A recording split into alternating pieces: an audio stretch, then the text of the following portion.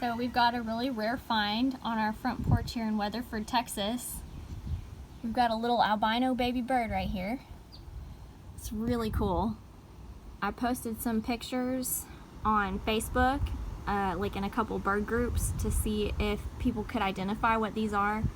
A lot of people thought at first they were barn swallows because of the way the nest is made out of mud, but I posted a picture of one of the parent birds, and based on that, a lot of people think that they're eastern phoebes. Here's one of the parents right here. Right there. It's either the mom or the dad, I'm not sure. They kind of hang out here and fly around in the trees and watch the nests, and I know they probably want me to leave it alone right now, but I'm just gonna film really quick. But yeah, this little dude, really special, really rare. A lot of people were arguing over whether it has leucism or albinism, but if you research it, leucism is just a lack of pigment in the feathers. So you'll have like an all white or partially white bird, but like the eyes will be normal colored.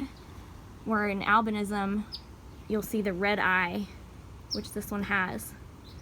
And the sad thing is that I read they don't make it long in the wild because the lack of pigmentation makes them so visible to predators, and also because they usually have visual impairment. So I'm kind of worried about this little dude making it. I asked if people thought I should contact like a rescue group or something, and most people have said that I should probably just leave him be.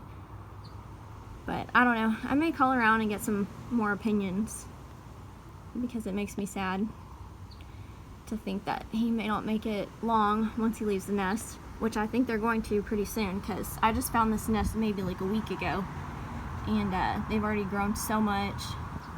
Their feathers have come out a lot, so I think they're probably getting ready to leave any day now.